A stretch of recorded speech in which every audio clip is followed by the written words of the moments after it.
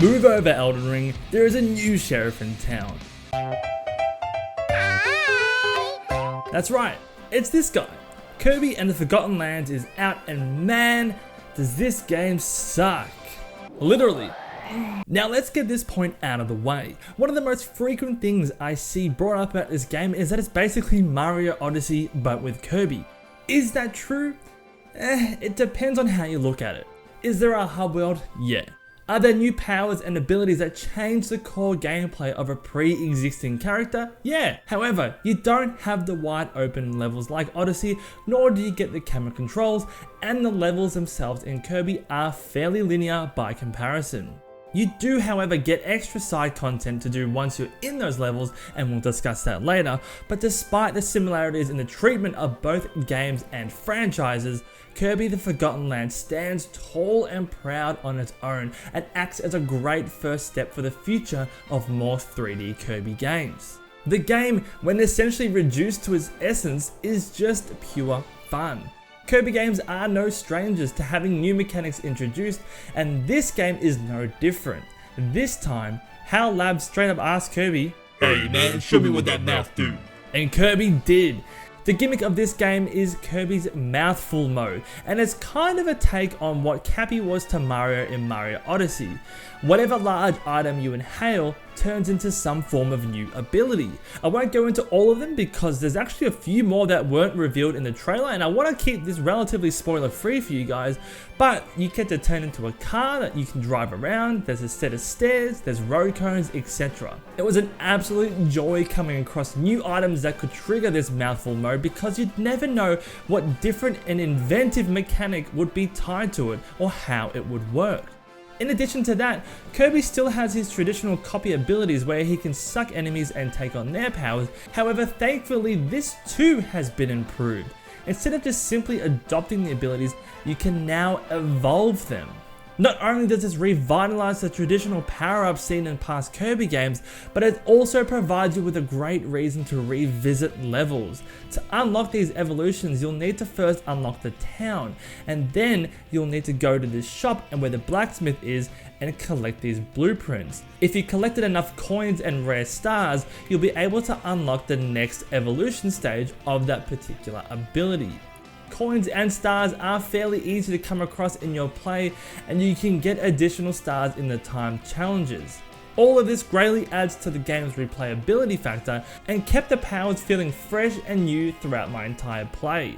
Aside from just getting through the game itself, knowing that certain abilities evolve further beyond what I currently had provided a great incentive for me to be a lot more diligent when playing through the levels, and it gave me additional goals to complete other than just simply clearing that level. Now, surprise, surprise, this game is not the most difficult game out there. I know, who would have guessed? I know a lot of you guys were expecting this game to make Elden Rings look like the Teletubbies, but this game is very stress-free. Now, it does come with 2 difficulty modes, but the wild mode, dare I say, is fairly tame. There is a good variety of bosses and mini-bosses that force you to use the myriad of abilities you'll unlock and a wide variety of new and old enemies, but you'll never feel like this game demands too much of your attention or forward planning. You can pretty much just go through at your own pace and never really experience too many issues.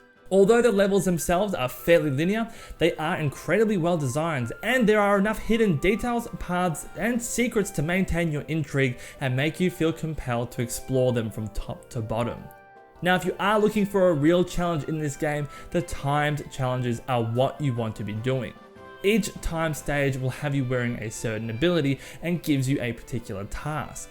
These can range from collecting star shards, making it to the end in a certain time, hit X amount of switches, there's a whole range of things, but on all of these levels there is a particular time goal. You will still get a star if you just complete it in the 3 to 4 minutes that they usually give you, but the real challenge is trying to complete it within the time goal that they give you. I can see a lot of people feeling like these time challenges are an insane difficulty spike in a game that is otherwise relatively easy, but for me, it adds that much needed level of challenge to keep me engaged. Just seeing that I was 5 or 10 seconds off their goal just made me want to jump back in and try again and again until I got it.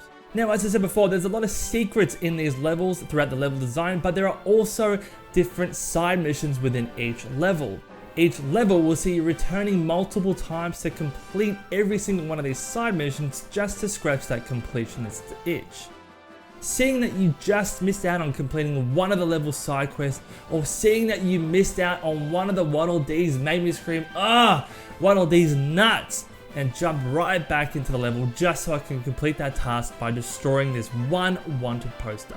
The side quests in the levels are easy enough to get on your second or third try if you missed it on your first, and the levels themselves can be done fairly quickly, which kept me really motivated to 100% each level.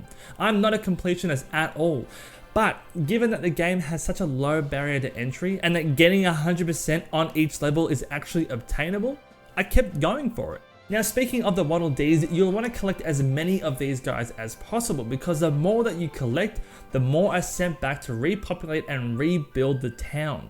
Now, depending on the number of Waddle Dees that you send back will dictate what kind of buildings repopulate your town.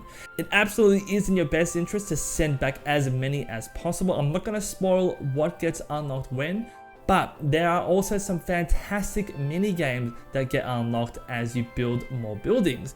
There's actually so much to do in this game, and I was actually quite surprised at how much they packed in. There are also other collectibles, and the best way that I could describe them is that they're basically amiibo figurines. You'll find them scattered throughout the levels, or you'll have a gumball machine like this back in your hometown. Now, if you are collecting coins, then look, this is a very easy thing to do. You do not have to go out of your way to collect a whole bunch of coins. They're very easy to come by. But if you are collecting a whole bunch, you'll be able to do what I'm doing here and just spin for a lot of the collectibles. There are 79 of these collectibles, and I had about 2,500 coins before I even unlocked the second world area. I had less than 10 collectibles, so I spent a whole bunch of money, and I was able to get from 10 out of 79 to about 50 out of 79. I went off, did another couple of levels, came back, and I was able to get up to 66 out of 79 collectibles. Now, one major complaint that I've heard about this game is that it's not very long, and some reviewers saying that you'll be able to complete this within 7 hours. I look at those reviews, I'm like, yeah, if you don't do the side quests, you don't do the collectibles, you don't rebuild the town, you don't do the evolutions, you don't do the time trials, yes, sure, you could blast through absolutely everything in this game and avoid everything and get it done in 7 hours. But is that really a way that you want to play this game? There is so much here on offer that if you do it in 7 hours and you don't go back to it, you're just doing yourself a disservice. If you do go ahead and complete the side missions, evolve every ability, get all the collectible figurines, do all the time trials, and do everything that this game has to offer, you'll probably be approaching the 20 to 30 hour mark for sure. Performance wise, this game is vibrant and looks fantastic in both docked and handheld mode. There is that classic Switch thing where the objects in the distance drop down their frame rates. Obviously, this is not just a Switch exclusive issue, it's obviously to take the load off the console, but it is a lot more prominent in these Switch games. It isn't as bad as what it was in Pokemon Legends Arceus, where their frames dropped down to about 3 to 5 frames a second and it looked ridiculous. But that was something that distracted me a little bit and took a little bit away from the gameplay, but nothing that I would constitute as a deal breaker. Thankfully, when you get a little bit closer or when it's in a medium or tight shot of the enemy, everything runs smooth as butter and looks phenomenal. They've really created such an inviting and colourful world, and that's especially complemented by the range of new and remixed classic Kirby songs.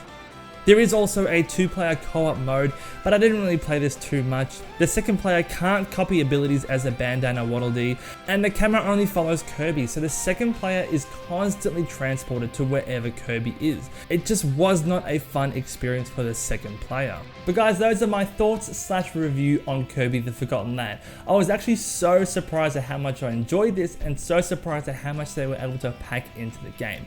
But if you have the game, let me know in the comments down below how you're enjoying it, what are your thoughts on it, and if you don't have the game, let me know if you're picking it up. As always, if you liked the video, please go ahead and leave it a like, subscribe to the channel for more, and I'll see you in the next video. Take care guys, bye.